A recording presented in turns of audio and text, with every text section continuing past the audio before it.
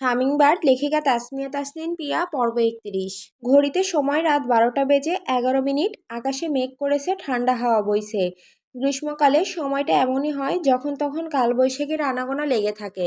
দরজার বাইরে ভেজা শরীরে দাঁড়িয়ে আছে আরিশ। ভেতরে তামান্না ওরাকে জামাকাপড় চেঞ্জ করিয়ে দিচ্ছে। সাবিহা পা টিপে টিপে এদিকেই আসছে। আরিশের সাথে ওরা সম্পর্কটা ঠিক কেমন সেটা সুস্পষ্ট জানা না সত্ত্বে শান্তি নেই তার। হয়েছে? তামান্নার ঘরে দরজা খুলতেই আরিশ প্রশ্ন ছুড়ে দিল। হ্যাঁ, আমি যাচ্ছি ভাইয়া, কিছু দরকার হলে ডাক দিবেন। তামান্না ঘর থেকে বেরিয়ে দরজার বাইরে দাঁড়িয়েছে। আরিশ ঘরে ঢুকে দরজা আটকে দিতে দিতেই বলল, এখন কিছু লাগবে না, তুই গিয়ে ঘুমা। ঠিক আছে। তামান্নাকে এগিয়ে আসতে দেখে সাবিয়া চুপচাপ সিঁড়িতে দাঁড়িয়ে রইল। দেখা হলো দুজনার। কিছু লাগবে আপনার? না। আচ্ছা। তামান্না শোন। তামান্না চলে যেতে পা বাড়াতেই সাবিয়া দাঁড় করিয়ে দিল ওকে তাকে। তামান্না শুধায়, কিছু বলবেন? ওরা ভাবে কি তুই চেঞ্জ করিয়ে দিলি কেন? সাবিয়ার প্রশ্নে থতমত খেয়ে গেল তামান্না। সত্যি বলতে এই প্রশ্নের উত্তর সে নিজেও জানে না। আরিশ কেমন তামান্নাও একটু আধটু জানে। সব কিছুই তার কানে আসে, কিন্তু সেই মানুষ তার বইয়ের জামা কাপড় অন্য একটা মেয়েকে দিয়ে কেন করালো, সেটাই বুঝতে পারছে না বেচারি তামান্না। আমি নিজেও জানি না। ও। তামান্না কথা বাড়ালো না, নিজের কাজে চলে গেল। সারা রাতে ঝড়ের আঘাতে প্রাকৃতিক স্বাভাবিক রূপ ব্যাহত হয়েছে। রাতে ভালো ঘুম হয়নি আরিশের। অরার পাশে বসে থেকেছে, আবার একদৃষ্টিতে তাকিয়ে থেকেছে অনেকক্ষণ। মাঝে মধ্যে বুকের ভেতর জড়িয়ে ধরেও রেখেছে, কিন্তু না, কিছুতেই ঘুম আর আসেনি আরিশের। তার মতো কন্ট্রোললেস পুরুষের জন্য বইয়ের থেকে এভাবে দূরত্ব বজায় রাখা আর যুদ্ধ করা সমান। কিন্তু কি আর করার, বাচ্চা বউ তার। অরা আরিশের থেকে গুনে গুনে 14 বছরের ছোট। তার ওপর নিজের খালার মেয়ে, যতই রাগারাগি করুক, জোরাজোরি করুক, সেসব কেবল মানসিক অস্থিরতা থেকে। কিন্তু আরিশের প্রকৃত আচরণ এমন না। মনে মনে সেও একজন ভালো মানুষ। আমি কোথায়?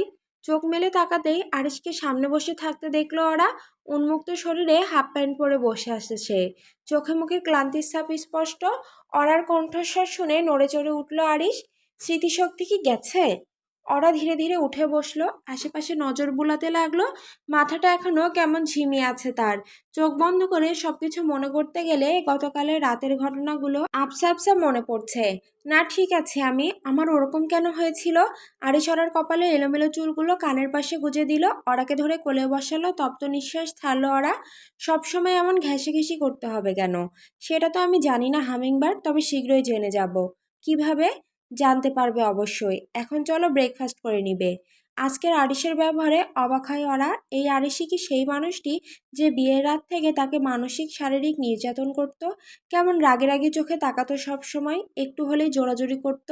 মানুষ একজনই আছে, তবে বদল ঘটেছে অনেক। ভালোবাসার অভাব একটা মানুষকে তিলে তিলে শেষ করে দেয়। একটা সময় সে নিজেকে এমনভাবে গড়ে নেয় যে তাকে দেখলেও ভয় লাগে। ওরার অন্যমনস্ক হয়ে থাকা বেশ খেয়াল করছে আরিশ। কি হয়েছে হামিংবার্ড? নাথিং, চলুন। হ্যাঁ চলো। বিছানায় অসুস্থ হয়ে পড়ে আছেন সোলাইমান মল্লিক। গতকাল থেকে ধুম জ্বর, এজন্য ওরা শ্বশুরবাড়ির পার্টিতেও যেতে পারেননি কেউ। নয়নাকে অবশ্য একাই যেতে বলেছিলেন তিনি, কিন্তু নয়না একা যায়নি। আর এই সোনাদেরও পার্টিতে নিমন্ত্রণ জানিয়েছিল। বাবা, ওষুধ খেয়েছো সকালে? চুল বেলুনি করতে করতে বাবার ঘরে এলো নয়না। দুদিন হলো নিয়মিত স্কুলে যাওয়া শুরু করেছে সে। এর আগে মাঝে মধ্যে যেত, কারণ সহপাঠী পাড়া প্রতিবেশীদের অদ্ভুত দৃষ্টি আর কথাবার্তা বিষের মতো লাগে নয়নার। কিন্তু এখন নিজেকে শক্ত করে নিয়েছে মেয়েটা। জীবন মানেই যুদ্ধ, বাঁচতে হলে লড়াই করে বাঁচতে হবে। এখানে পিছুপা হওয়ার কোনো সুযোগ নেই। কে কি বললো এসব গায়ে না মেখে সামনের দিকে এগিয়ে যেতে হবে। জীবনে সবার কথা শুনতে নেই, কিছু লোকজনের কথা এক কান দিয়ে শুনে অন্য কান দিয়ে বের করে দিতে হয়। নিজেকে ভালোবাসতে পারলেই জীবন সুন্দর। হ্যাঁ, স্কুলে যাচ্ছিস? জি বাবা। ঠিক আছে, সাবধানে যাস। আর হ্যাঁ, তোর মায়ের কাছে টাকা দিয়েছি। কিসব কিনবি বললি গতকাল? ওই আইলিন না মস্করা? বাবার কথায় হো হো করে হেসে উঠল নয়না। আইলিন না বাবা, আইলানার। আর মস্করা না, মাস্কারা হবে। ওই হলো, একই কথা। তোর মা তো সাজগোজ করতেন না তেমন, সেজন্য আমিও এসব চিনি না। লিপস্টিক আর ক্রিম পর্যন্তই চিনি। আচ্ছা আচ্ছা, বুঝতে পেরেছি। আমি যাচ্ছি, তুমি দুপুরে ওষুধ খেয়ে নিও। সোলাইমান মল্লিক মুচকি হেসে মাথা নাড়লেন। নয়না হন্তদন্ত হয়ে ঘর থেকে বেরিয়ে গেল। এমনিতেই দেরি হয়ে গেছে, দ্রুত পা না চালালে আরও দেরি হয়ে যাবে। বাইরে সন্ধ্যার অন্ধকার নামতে শুরু করেছে। কাচের জানালা, আধারি ঘরে কম্পিউটার স্ক্রিনে ভেসে থাকা ফাইলের ছায়া দুজনের মুখে পড়ে আছে। ঘড়ির কাঁটা 6টা পেরিয়ে গেছে। ম্যানেজার তাইমুম ডেস্কের উপর রাখা ফোনটা রেখে গম্ভীর ভঙ্গিতে আরিশের দিকে তাকালো। স্যার, মিলান থেকে কল এসেছিল। তার কণ্ঠ চিন্তার ছাপ স্পষ্ট। লিগ্যাল অডিট ইস্যু, সিগনেচার জালিয়াতির অভিযোগ উঠেছে, আর কয়েকটা গুরুত্বপূর্ণ ডিল ঝুলে গেছে। আপনাকেই যেতে হবে। আরিশ নীরবে কিছুক্ষণ তাকিয়ে রইল জানালার বাইরে। ঝলমলে শহরের মাঝেও তার চোখে ঘনীভূত অন্ধকার। ইটালিতে অফিস আছে তার, কিন্তু সেখানে বছরে 2 কিংবা 3 বারের বেশি যাওয়া হয় না তার। বিশ্বস্ত কর্মচারী সব, তারাই সবকিছু সামলে রাখে।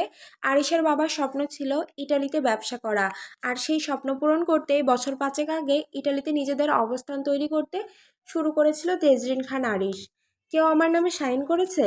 আরিশের গলা নরম কিন্তু তীক্ষ্ণ। হ্যাঁ স্যার, ওদের ধারণা এটা অভ্যন্তরীণ কাজ। তদন্তে আপনার উপস্থিতি জরুরি, পরিস্থিতি দ্রুত খারাপ হচ্ছে। আরিশ চেয়ার থেকে উঠে দাঁড়ালো, ব্লেজারের কলার ঠিক করে নিল। চোখে যেন আগুন আর বরফ একসঙ্গে খেলা করছে। মানুষ বরাবরই বিশ্বাসের মর্যাদা রাখতে পারে না, তারাও পারেনি। অভ্যন্তরীণ কাজ মানে অফিসের কেউ না কেউ করেছে। আমি যাচ্ছি, আগামীকাল সকালের ফ্লাইট ঠিক করো।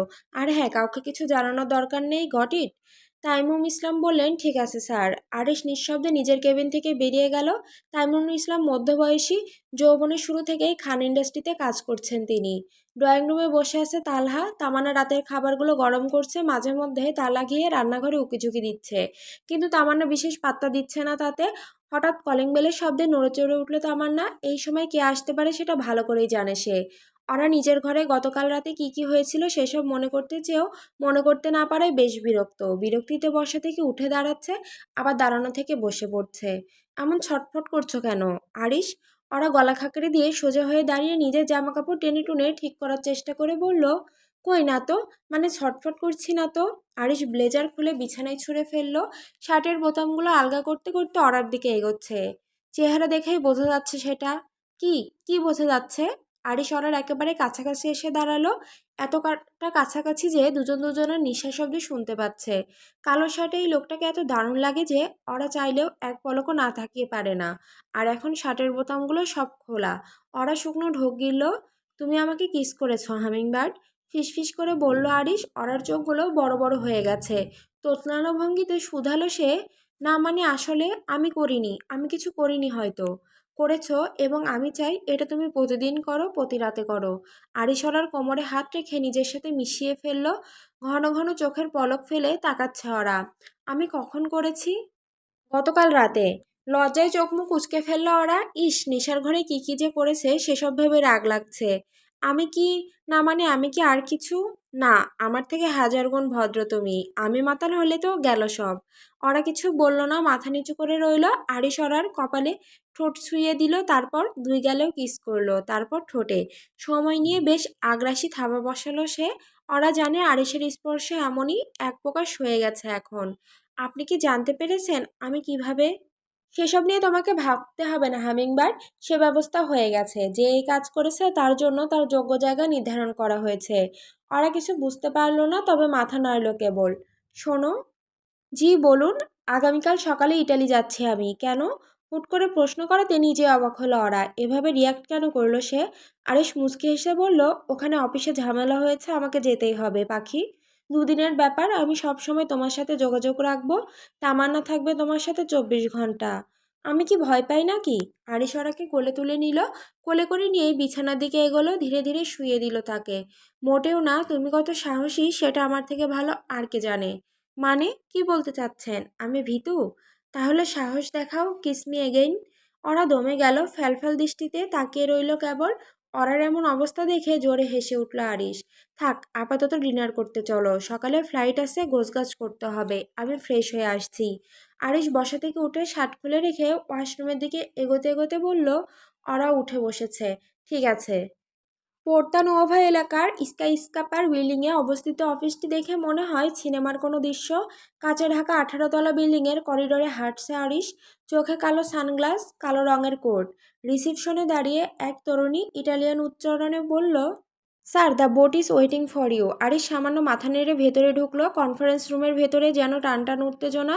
সিএফও, লিগ্যাল হেড এবং একজন নতুন মুখ, লিনা রিচি, কোম্পানির নিউলি অ্যাপয়েন্টমেন্টেড ক্রাইসিস অ্যাডভাইজার। তিনি এক তরুণী, চোখে ক্যাট আই গ্লাস, মাথায় খোলা চুল, ঠোঁটে গাঢ় লিপস্টিক, চমৎকার ইটালিয়ান ইংরেজি মিশ্রণে কথা বলেন।